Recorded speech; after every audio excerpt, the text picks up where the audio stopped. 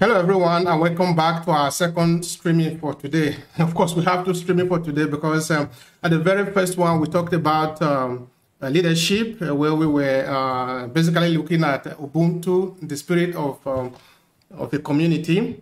And now we are talking about the community again.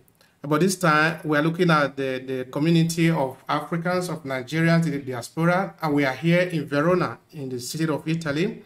So I have the honor of speaking to a reputable leader of a Nigerian leader in Verona, who is going to be sharing some experience with us. So stay by as we listen to him, as he talks to us about himself. All right, Mr. Innocent, can you start by presenting yourself to the people so at least they can know you? And from there, of course, I'm going to ask you some other things. Okay.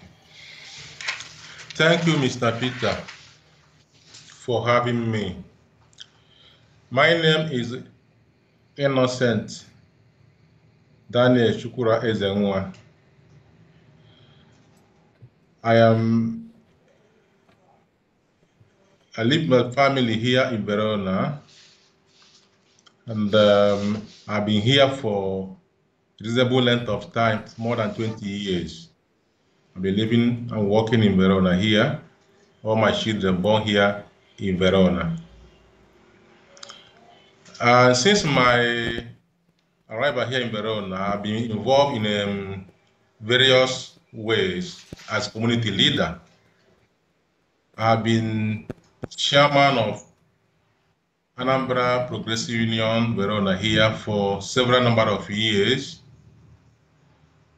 I've been the chairman of African Catholic community here in Verona for more than 10 years. I've been coordinator of the Catholic Charismatic Renewal Verona here for 60 years. I've been currently, I am the president of Nzikondi Verona here, and I am also currently the patron of Anambra State Association Verona here also. So this is simply the way I can present myself as a humble servant. In all these years of my sojourn here in Verona, in one way or another, I've always found myself in a position of rendering service to the others. Thank you very much, sir. We appreciate what you are doing in the community. I remember a lot of things that you have done, and we really do appreciate it. Of course, in a time like this, since we are talking of a community, it is important for a lot of people to sort of have somebody to look up to, people who can sort of direct them and show them the way. This is what you can do. This is what you might not do, because if you go the wrong way, there are some consequences. So for people like you that have been here, that have gotten some experience to share with others, it is highly valued in the community. So I really appreciate that, and I thank you so much.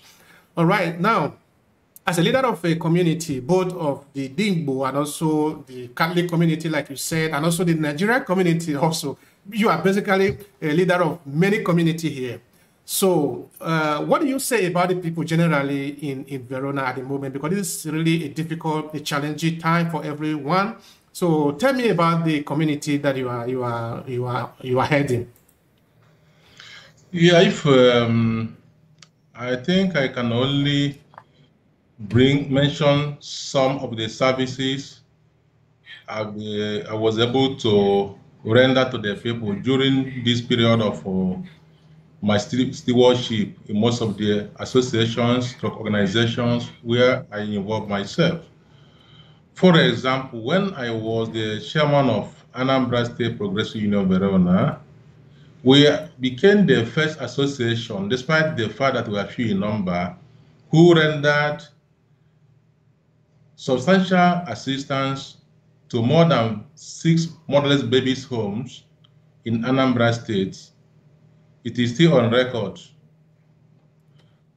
I have also, during my tenure as a chairman of Anambra Association in Verona here also, we organized a lot of symposiums and seminars.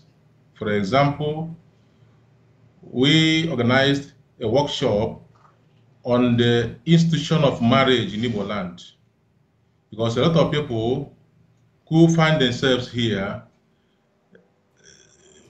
came here when they were so young and they have little or nothing to talk about the system of marriage in respect of Igbo tradition and culture.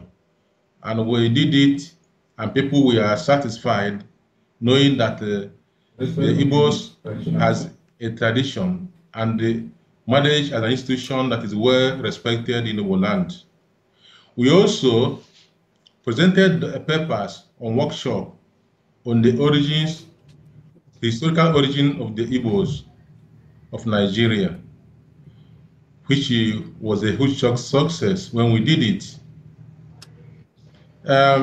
In the church, we organize from time to time, trying to identify families that are extreme need of assistance, because here in a foreign land, we find out that we become like a father and mother to the others. And when we identify families that are passing through severe economic difficulties, we try to render assistance to such families within the context of the church. We also, as a leader in various communities, for example, during the first lockdown of the pandemic of COVID-19, then secondly, under my watch, the first thing we did was to identify all our members who were trapped down in Nigeria and all who have no work here in Verona. We identified about 20 of them, and we extended our palliatives, no matter the amount of money, but people were so happy that at such a moment like that, that others are thinking for them. One of our members was also involved in a gas motor accident, and we have to rally around to ensure that we take it as a responsibility for the maintenance and payment of house rent, and ensure that he does not lack the basic things like food. Two of our members who passed away, we as Igbo people rallied around and ensured that their corpses were taken back to Nigeria, to their families, to accord them proper and befitting burial. From time to time also, we offer moral advice and assistance to our members who are in one need or another, because being foreigners here, from time to time, only to look left and right, you will find somebody who really needs moral support or assistance. So some of these things are some of the basic things we try to do when we gather together, knowing that united we stand and divided we fall, that no one can really stand on himself. So I'm still calling on some other people who are still sitting on the fence, or sometimes feeling that they can do it alone.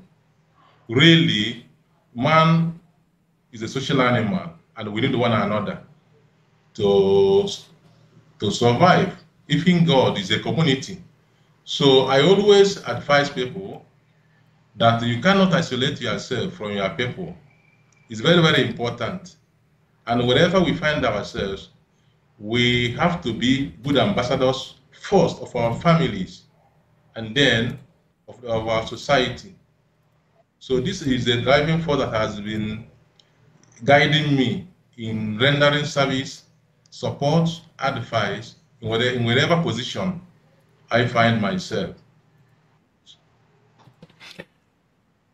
All right, thank you so much, sir. Thank you so much. I really appreciate that.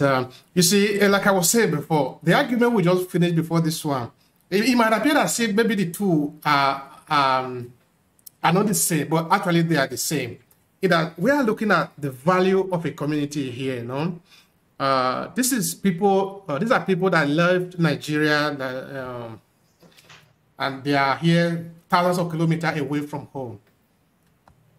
If they understand the value, their own value, their cultural value, the basic principle that holds them together, sorry, life is going to become much easier for them, because life itself is really very complex. It is when people sort of deviate from their basic principle that they have it much difficult to survive. And this is true in very many respects.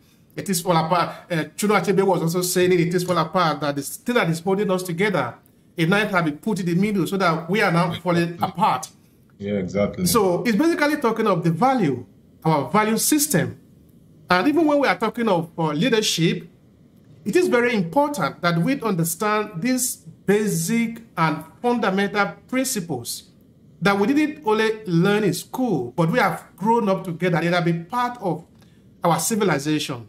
So I really want to thank you. I'm saying this one because I really appreciate the good work that other people are doing here to sort of keep the people together, to sort of help them understand, because you were making mention of teaching the people about the value of the Igbo tradition, respecting in relation to marriage. Because here in Italy, for example, there are a lot of young people who came here who haven't really experienced what it means to be married. But their father, and very soon, their children will grow up, so they are taking responsibility. Who is going to be there for them? Who is going to teach them what to do? When they were to be in Nigeria, their mothers are there, their aunties, their uncles are there. Life is completely organized differently. But here, they have nobody. So communities like this, where people can go and ask questions, people can give their direction, is of extreme value. So I really want to thank you so much for that. Thank you, Mr. Peter. All right. Now, coming back to the question of the difficulty that we are all living in today, which is the COVID-19 and the lockdown and the rest of it, because we are basically in it. I want to ask you, because you are much older than me. So when was the last time you had a situation like this, that life and system in general was becoming sort of unpredictable? When was the last time you have an experience like this? Sincerely speaking, I cannot really, tell you that I have experienced something like this in my life before. As a matter of fact, this is the first time I'm seeing something like this. I read in books about the great influence of 1918.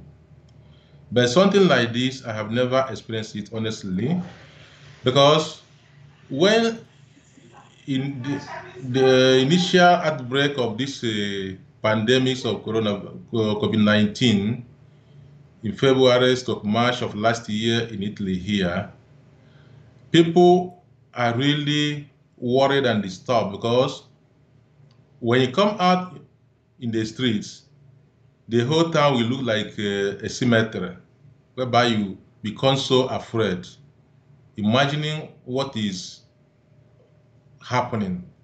And the number of deaths are being counted by the seconds, not even by the minutes. So one naturally becomes worried. Where are we heading to? What is really happening? The information is coming. Can one rely on them? A lot of theories coming left and right, putting people into more fear. Companies closing down, people locked up in their homes without coming out. So it's a terrifying moment for almost everybody, including the government, because as at that moment, no reliable information that people can really trust. So people are become worried and disturbed and do not know where to run to. You see people running from north south of their country, no train services, no public transport. People cannot embrace their loved ones. You cannot visit your friends. So people begin to put forward a lot of theories. Has God abandoned the world? Where do people look for help, for assistance? So really, this is the first time I am experiencing firsthand this type of situation that has even lasted for more than 1 year. And the news are only counting the number of deaths. Hospitals, so we are overcrowded, that people cannot even, appointment in hospitals, we are being cancelled. Attention shifting only to those who were affected by the coronavirus pandemics. And yet, up to this moment, there is still confusion around the world. A lot of theories, some unfounded, some just creating rumor to create more panic among the population. But one thing that is guiding us, also looking at it from the point of view of Igbo worldview, that tomorrow will always be better. So this type of thought keep on driving people forward, and plus the abiding faith in God, because people begin to feel that when you encounter a situation whereby you cannot even help yourself, you have no option but to begin to go back to God. People begin to realize that we have to seek the face of God in all these things, because the government is being overburdened by the situation the government finds itself, even though they are doing much and trying here, especially in the West. And we are concerned equally about people we left in Nigeria, because there are a lot of ignorance going around. From time to time, keep on calling on phone, instructing on how to behave in order to be obedient to the government protocols and guidelines. Here, we continue to instruct our people also how important it is for one to obey government rules and regulations, but of the need that one must go on living one's life. Because for one to subject himself to psychological fear, it can lead to other health challenges.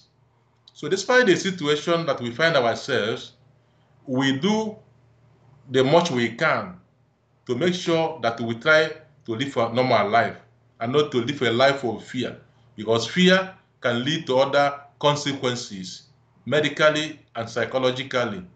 So, Mr. Peter, the situation is a situation that I am experiencing for the first time since I was born, that people cannot move around freely, no flights. People have been, people who traveled home, some stayed up to 80 months because there was no flight to bring them back. When you come back, you'll be quarantined for 14 days. People are locked in their house, no food, no nothing. And when we talk about Nigeria, it becomes the worst. Because from time to time, we try to reach out to Nigeria. In fact, the situation become unbearable because of the level of poverty and ignorance that is on ground. And I really thank God also that people outside here, because at the moment it becomes absolutely necessary for us to live out the Igbo Onyaga na nwanne, sort of Onyaga na nwanne, that is being your brother's keeper, providing help to the most needed, financial, material, so that people do not die of hunger, because people begin to be plagued by two evils, coronavirus, hunger. So, my dear, you can imagine what people pass through and are still currently passing through, because the battle is not yet won. So we hope and we pray that the efforts the scientists are making and the government, which has started yielding some positive results, even though more is still expected. Thank you, Mr. Peter. Thank you so much, sir. All right. So you were referring to the situation in the first time and also in the current time that it was really challenging. Very challenging. Exactly. So I'm trying to see here, but how did you, as a community leader, because of course people look up to you, whether it is good or bad, no, that is the thing of Okay. leadership, no. So how did Yeah, you yeah, manage to keep the yeah. people calm? The first thing we did, or the first challenge we have as leaders in various communities, is to calm the people down because there are a lot of false information coming out, and many people are buying into those, false news about the virus. So it becomes our duty to make the people to understand that the virus is real. Make the people not to buy into the false fake news that are flying around. So saying is a 5G, so saying is a device to control population in Africa. A lot of negative news coming up. So first thing is to make the people to understand that coronavirus is real. Second challenge is to make the people not to listen to myriad of news on the social media. Every person becomes an expert on virus, begins various theories. So you have to make the people to know that they should listen to what the government is saying. Another thing we did on the level of assistance is to first, because all the people are passing through difficulties, but there are some who are better placed.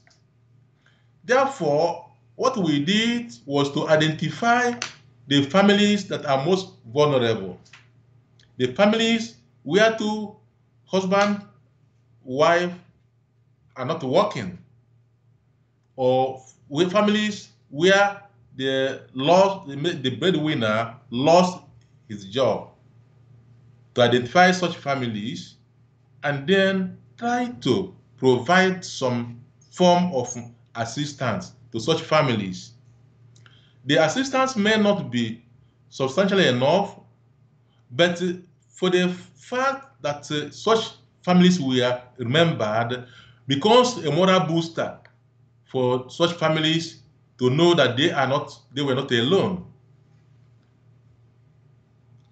Also, we as the leaders in the communities has it as our duty also to ensure that in moments like this, people cannot be isolated to remain alone. Sharing of information, moral encouragement, because one thing that the coronavirus has taught the world is that we are interdependent. No one can say it does not concern me. What is happening in America, before you know it, is happening in Italy. And before you know it, it's happening in Nigeria. Therefore, a collective effort is needed at all fronts in order to fight the common enemy. So these things are some of the duties we offer to our people. Anyone who wants to travel home, if the reason is not strong enough, is advised to postpone such travel until the situation improves. And some people who, despite maybe such advice and traveled, eventually some find themselves 7 months, 18 months, trying to look for ways to come back. And you know what it means for somebody who leave a family here to travel down home to stay for 1 month and eventually staying 7 months, 6 months. The families they live here, from time to time, we try to reach out to them by way of advising and making sure that everything is in order. with the wife and the children. Even though we have limited resources, we do what we can under the present circumstances to reach out to one another. Yeah. Even if to call on phone, how are you doing? How are the children?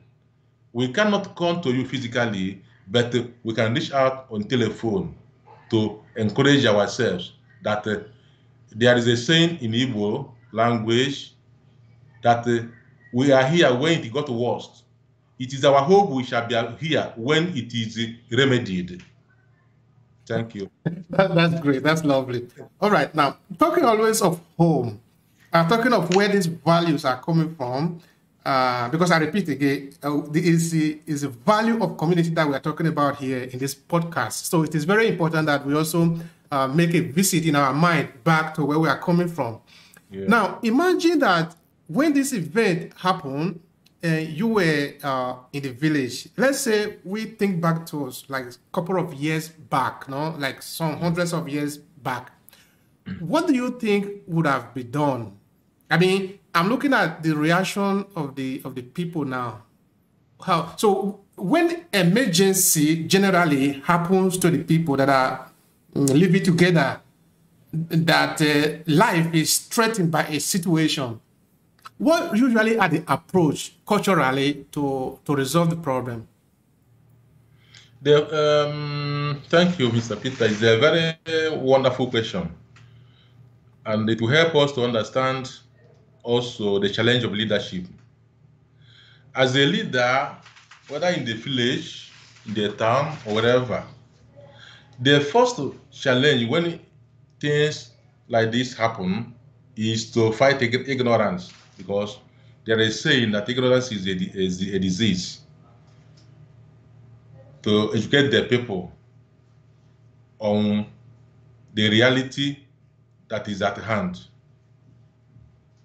The second is to assist people to know how to access information, to understand how to seek assistance. Because especially in the village, where you have a lot of old people, most illiterate and many others semi-illiterate, they need, in a situation like this COVID-19, proper education on how they should be comporting themselves. Like the government bring out the regulation of social distancing, frequent washing of hands, and the sanitizing of their hands, covering of the nose and their mouth.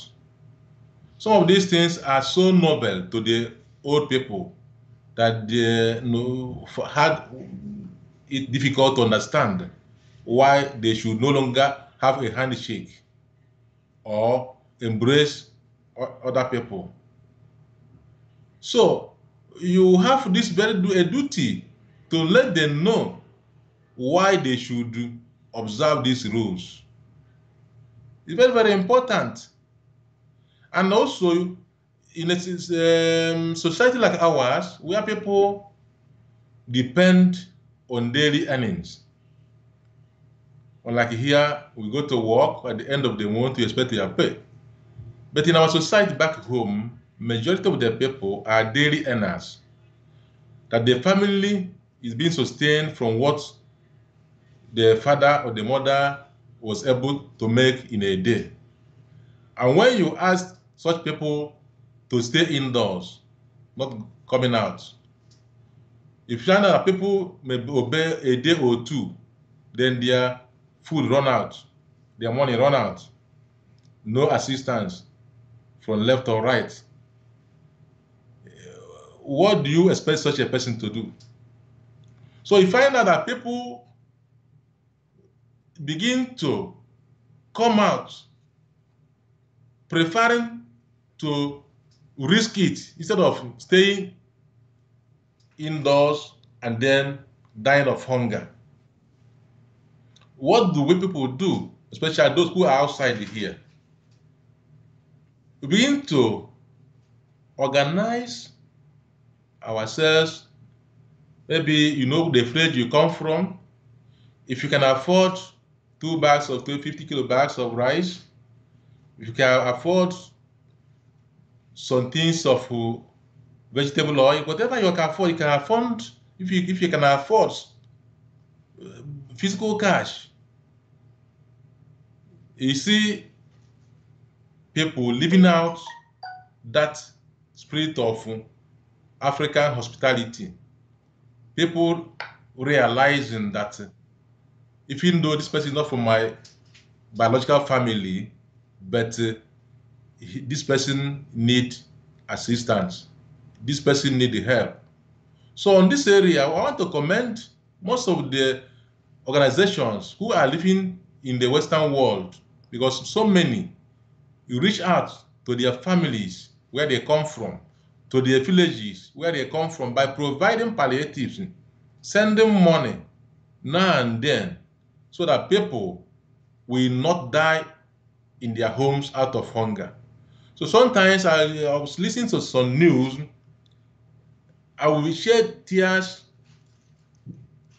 Tears will be flowing from my eyes, because when you see a situation that is so pathetic, you cannot but be concerned that we cannot continue like this, because the report of people stealing food that is on fire in the villages is a pathetic story. Will you call the person who did this a thief? That person is hungry.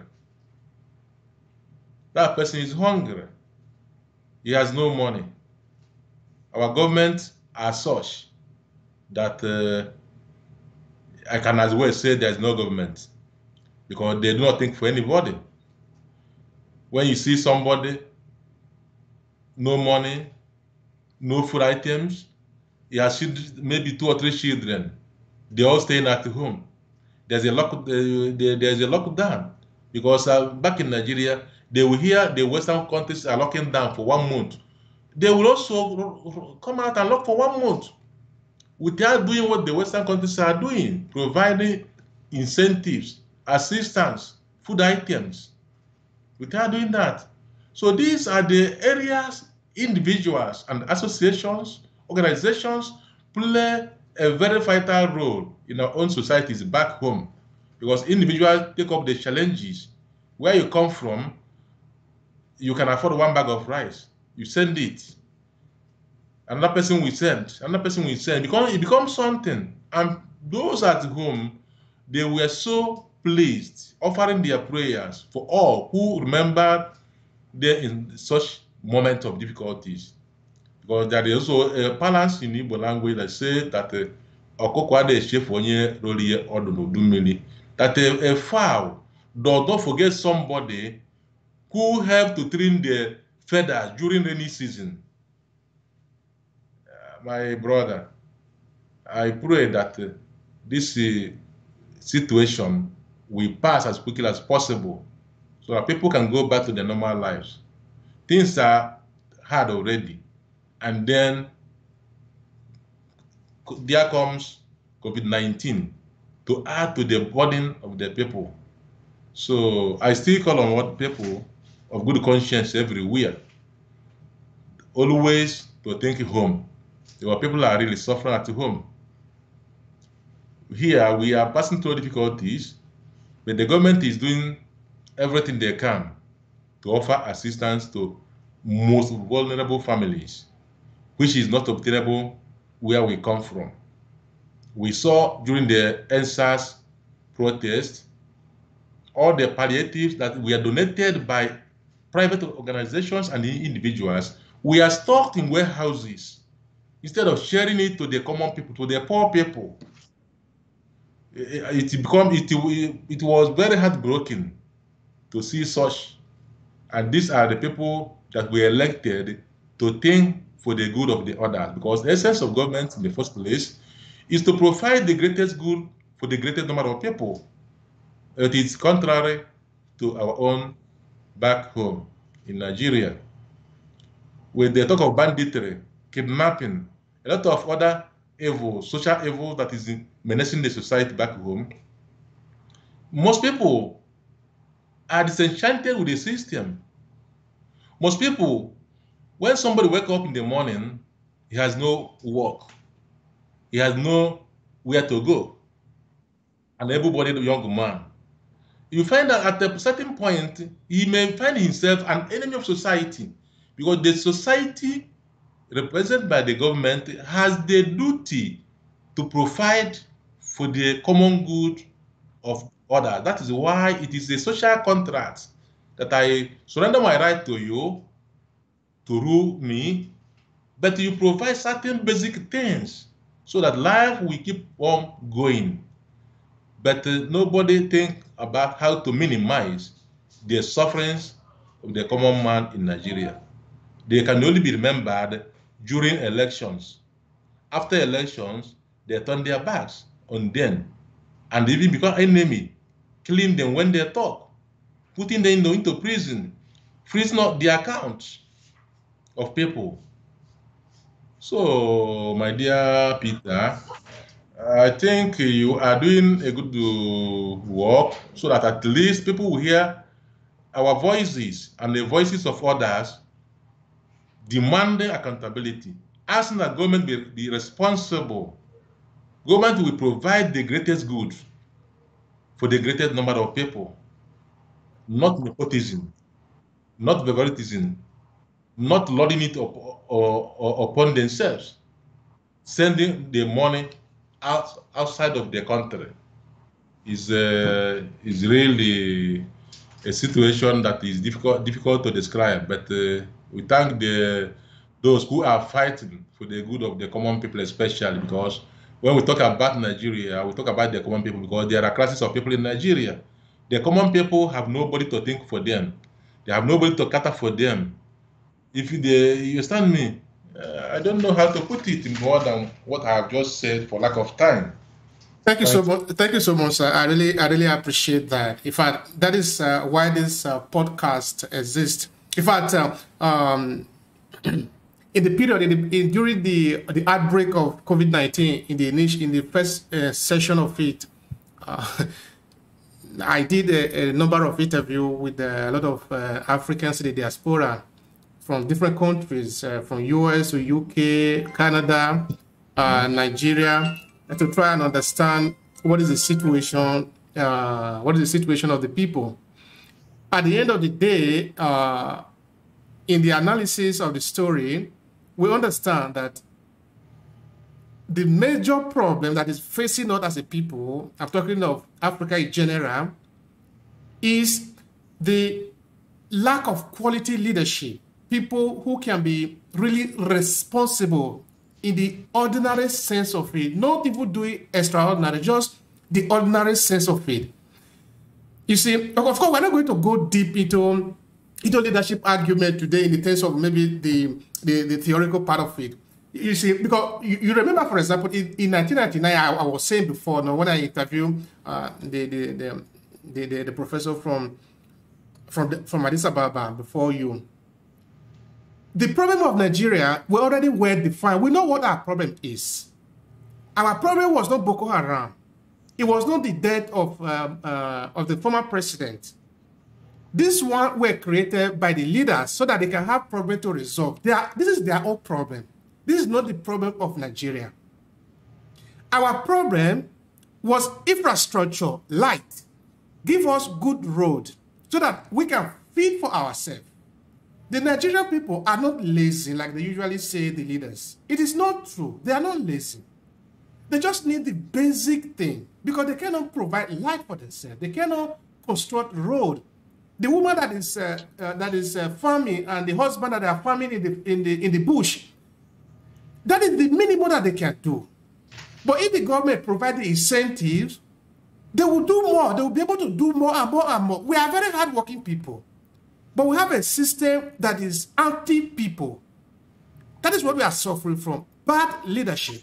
So that is why we created this podcast. So that we can sort of educate ourselves. Let us share. Let us try to learn. Okay.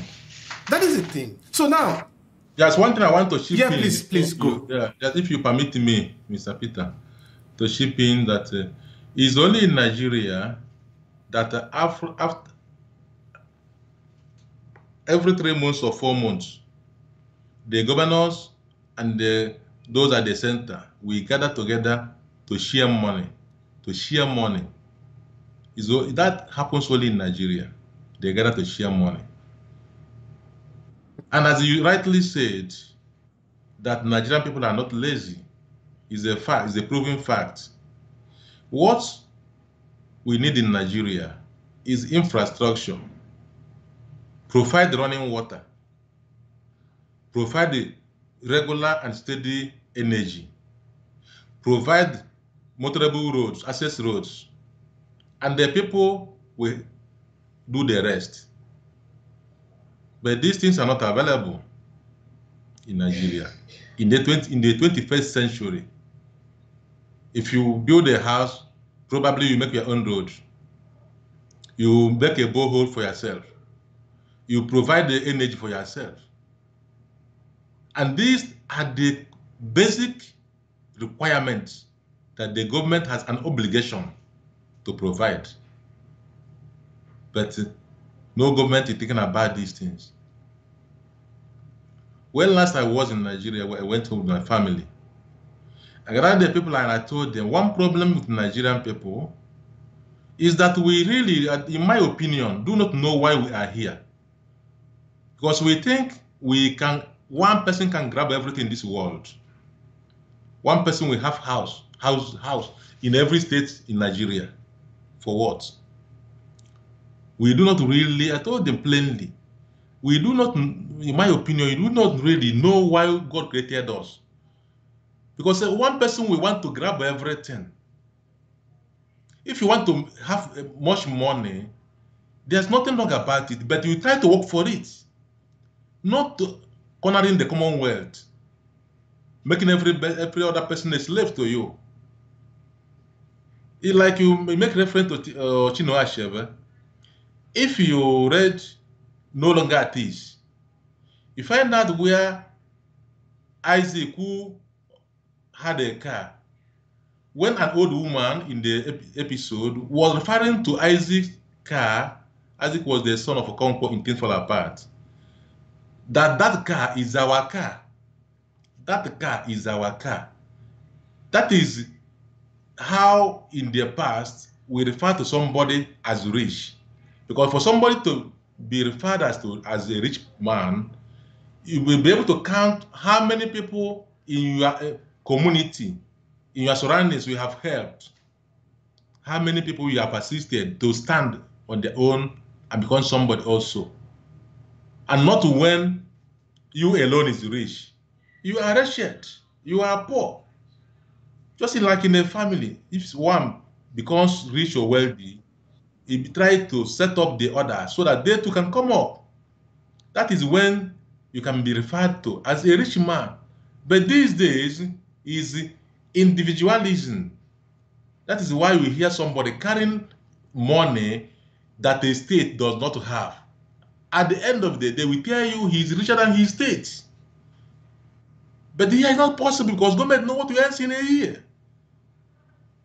So I believe, I am convinced that we in the diaspora, we continue to challenge the status quo in Nigeria.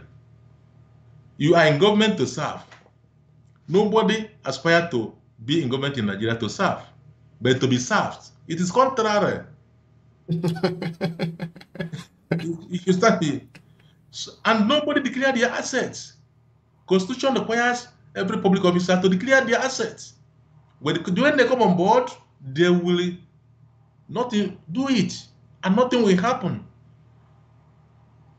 So how do we get here? Sonia Kosun was asking in the 80s which way Nigeria in one of his music. But this is the right time to ask which way Nigeria. Not in the 80s, because the 80s we are still in the golden age in Nigeria. So my brother, I thank you for all you people who are, providing the avenues or the channels by which they can hear our voices, whether they like it or not. Because our prayer, our effort, our desire is that one day Nigeria will be ruled by people who have the fear of God. Yeah, it will happen, sir. It will happen. It will happen. It will happen by the time we continue to put in our effort in our own different area. All of us will have different potential in our respective area. If we begin to use our potential in wherever we are, you are working in the supermarket, use it there. You are in the factory, use it there. Wherever you are, keep on doing it. The system will change because the system is made up of people. It's just because sometimes we get frustrated because it's really frustrating. But we don't need to accept the frustration. We need to work it out. And Yeah. it's going to be worked out. It's going to be okay. Other countries are built by people. We will also build our own. All right, Exactly. now, looking at the situation that we are in today, which is complex, it's complicated. Yeah. What do you think that we can learn from this situation? What lesson can we take home from the situation of COVID-19, looking at how our life have transformed in a negative sense almost? So what can we learn? What is the lesson to take home? Okay. There is you will say that I love Igbo adage, but an Igbo man, and Oh, it's perfectly fine, sir. In fact, it's if you me. don't put that one, in fact, I'm going to be angry. Okay, it has a saying in Igbo language also that goes like this. I will say it and I will try my best to see if I can interpret it in English language for the interest of our listeners. Ọkwasịla ụmụ ya, ha tụrụ ji, ha tụrụ mkpọrọgwụ. Also, maka na otu ụbọchị na onye nwe ji ga-egwuru ji ya. What am I trying to say? That this guinea fowl, it looks like like a normal fowl, but it flies. That it advises the children when they go searching for food. Normally, they eat the yam that is not yet to be harvested from the soil, and sometimes this yam have a similar look like a stem of a tree. Also, he told the children when you go and you eat from the yam, try as well to eat from the stem of trees from the soil.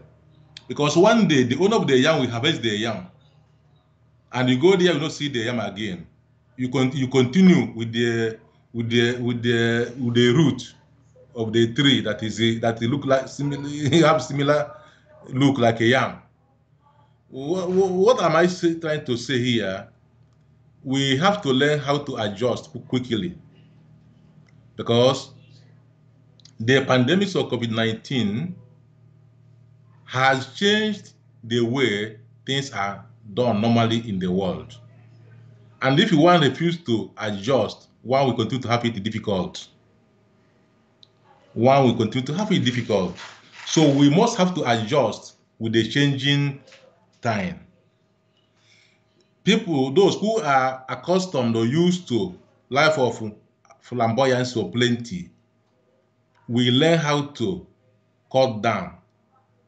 Because if you are maybe in a month, you spend 500 euro, and now you have a responsibility in a month to send home 50 euro. When you you remove 50 euro, you find out that your expenditure is already reduced. How do you make good? You try to adjust. Therefore, adjustment becomes the number one thing as a lesson that no condition, as is also say, is permanent. Even scripture says so. And a lot of thinkers say so. Today you find yourself in a situation of plenty. Tomorrow you do not know what will come.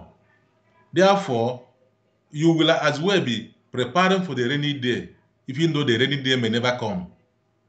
So that when such a situation comes up by any stretch of the imagination or by any consequences, you will find yourself somehow prepared to face the emergency. Because if it hit you unprepared, one will fall off balance. First. Second thing we learn from the COVID-19, that as Christians, as believers, Scripture says that all have seen the conscious of glory of God. And because of the height technology has gone, people easily tend to forget about God. That I can do it on my own. But we know that we are all dependent on God. So when the situation arises that initially try to defy science, people have no option but to go back to God. You find people who have stopped coming to church for so many years, they begin to search again for the way to the church, to begin to locate God, because when you find yourself in a situation you cannot help yourself, the doctors cannot even help you.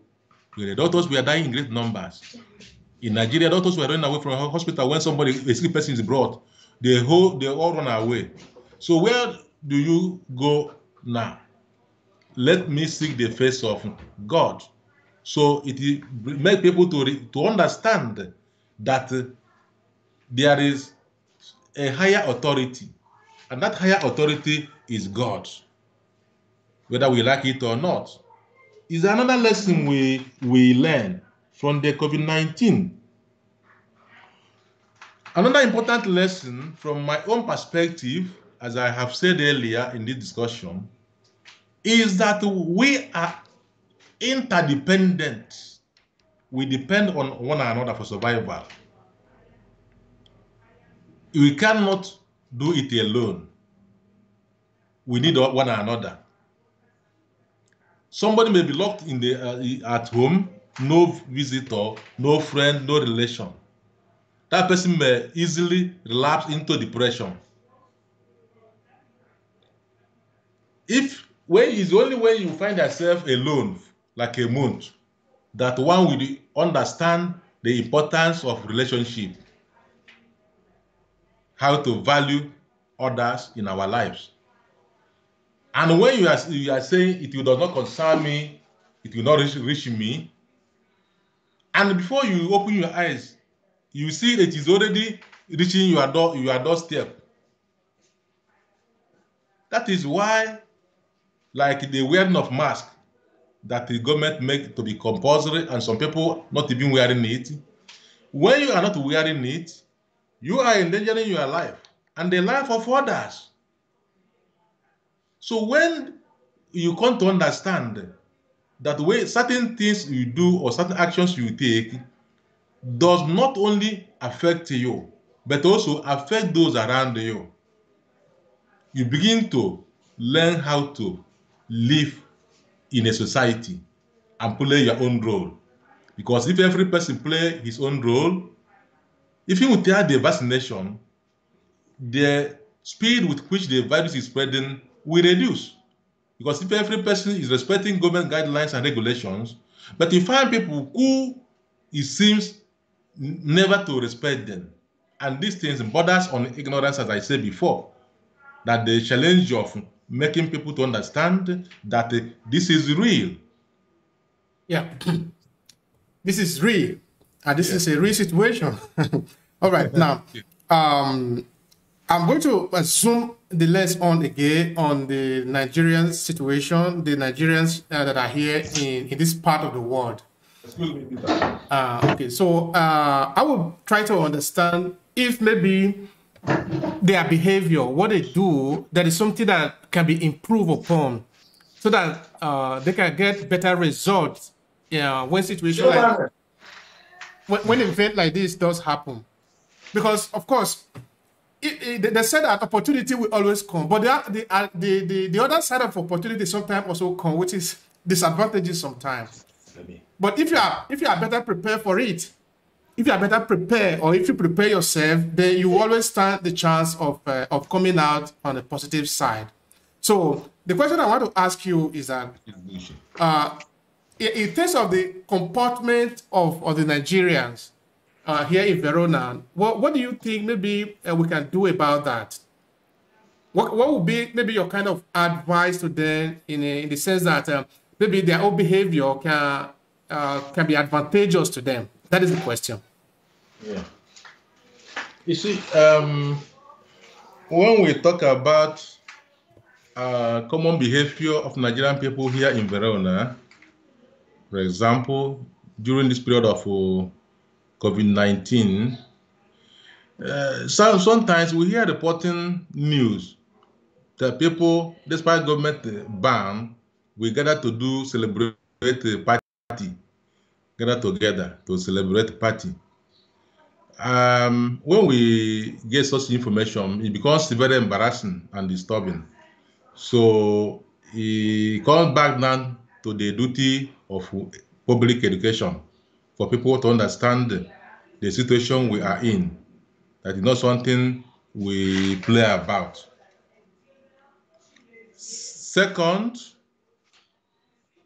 during this period also, because given our nature that we are people who live in society, people who cherish the company of each other, to let people know that visiting of friends and relations should be done in obedience to government regulations and rules. Because for instance, if somebody is sick, normally in our society, people from time to time will go to visit the person and stay with the person. If somebody's wife give birth a child, it's the moment of rejoicing for such a family that people will continue to flood such families. So you find out that this period becomes really challenging because when such a things occur and you find out that you cannot, fulfill this social responsibility from our point of view of our tradition and culture, we still let the person to understand that people do not come not because they do not want to come. They do not come because of the government regulations, but we do all to reach out from time to time on the telephone. It's very, very important. You understand me during this period. During this period, also, as I might mentioned it before, we are like brothers keepers. Brothers keepers in the sense that somebody may have a problem, we will not know where to seek information or advice. Some of the government palliatives here, we also share the information so that whichever one qualifies, that one will benefit from such government assistance to families. Because many people, because of difficulty of language find themselves sometimes in a position or not even know about such government rules. So living as a community provides an opportunity to share such information so that people will be able to know where exactly to go and access information or social assistance and help from the commune of residents. Thank you, sir. Thank you so much, sir. All Thank right. you, The other Peter. question that I wanted to ask you, of course, you already answered it in between the line, which you have to, which related to the Nigerian situation.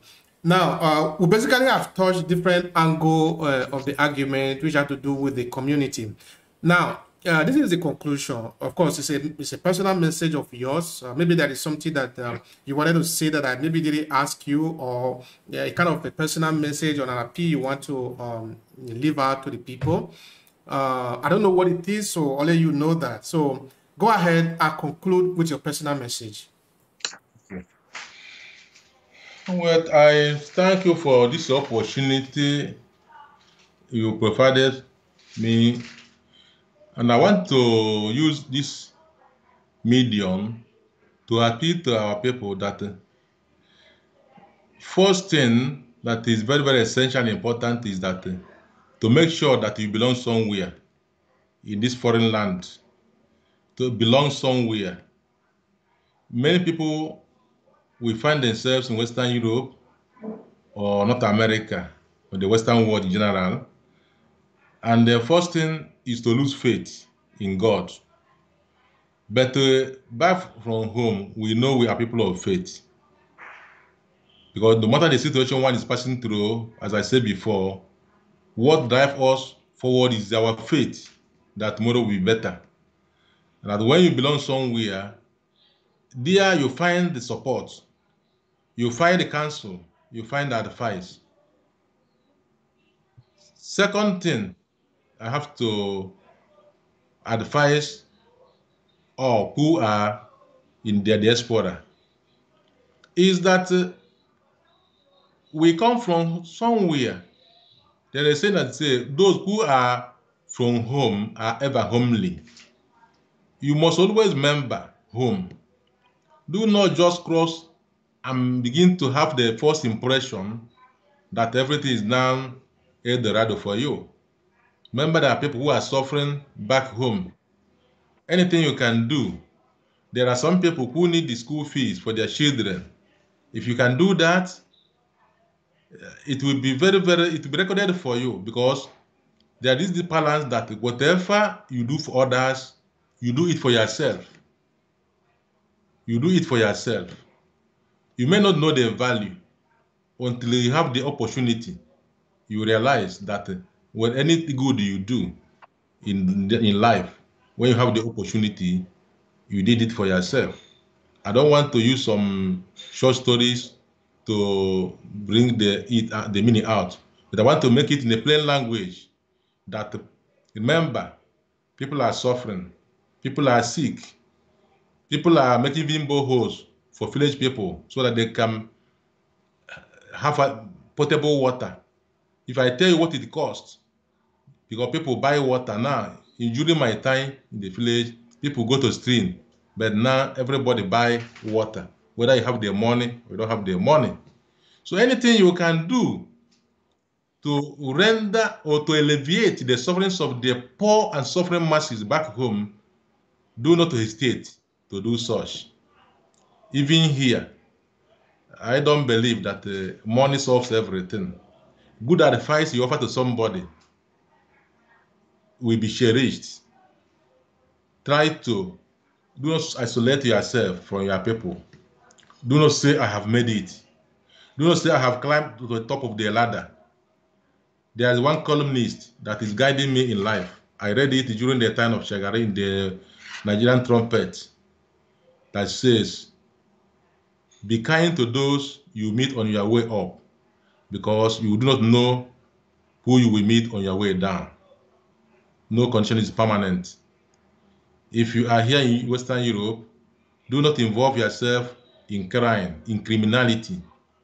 I continue to tell people, if you behave well, if you comport yourself well, there's no way you may not be a very rich person, but you may not regret for coming to Western Europe. But we must live our lives in obedience to the law wherever we find ourselves. We must relate with among ourselves, between ourselves.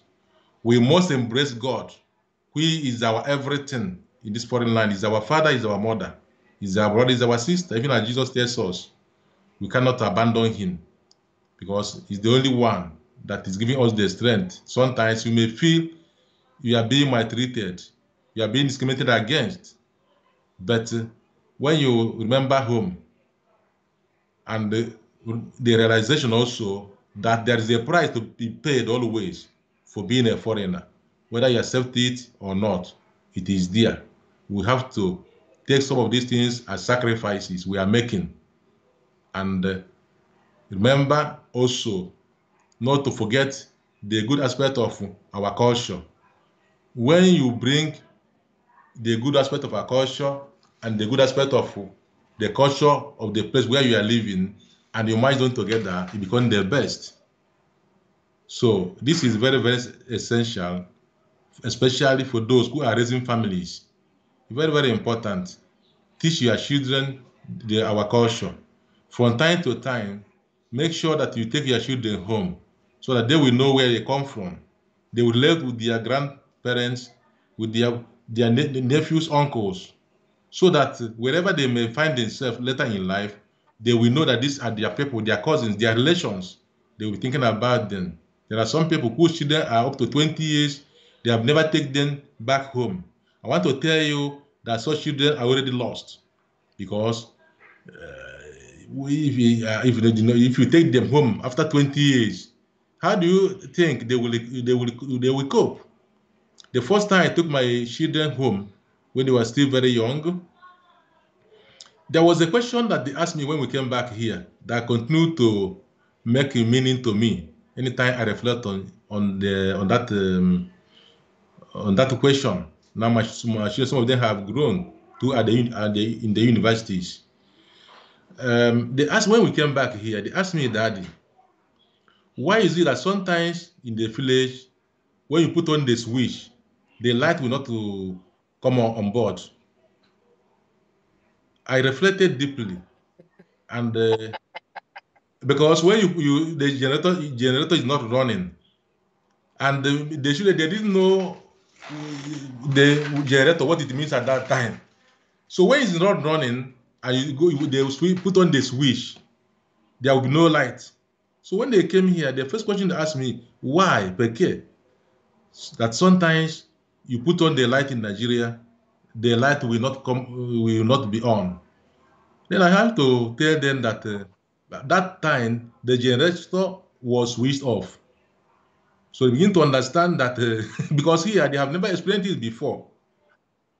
You understand? So that is why you take them home. When they reach, they follow the orders, do what they are doing at home. So this is my simple advice, that we have to make the best use of the opportunity we have here, merge it with the best aspect of our way of life, and the children will come out always on top and the best. I want to conclude with since you make mention of things fall apart in the beginning, there, because that work is the master work, things fall apart. You see where Okonkwo was addressing to their daughter Ezenwa, still like a woman. Ezenwa, still like a woman. Any non-Igbo will be asking, is there any particular way an Igbo woman will sit? Yes, there is. Yes, because Igbo woman will not sit like a man and open the two legs. If you do not teach the children, for example, as you talk about comportment, they will never know and they will never understand the reason. Here, children call adults their father. If your name is Emmanuel, and even though you are 70 years, the children will see I say, Shah Emmanuel. But in our own place, it is like that child is good for nothing. Because you dare not call an adult, address an adult by name. It is uncle, even though it's not your uncle. Or Papa, okay, Papa Chidemma. Things like that is a word of respect.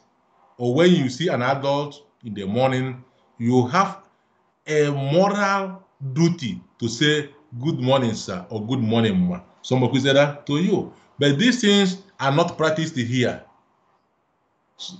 Therefore, we cannot lose home and at the same time lose here. When you do not to teach the children, they follow the Western way. When they reach home, they behave like animals. People will say, but where did they come from? You tell them you born them abroad. Don't you teach them about our you understand me? So here they do not get the culture here 100%, and back home they lose everything. Therefore, beloved, Thank, I pray that we should always make use of opportunities that comes our way.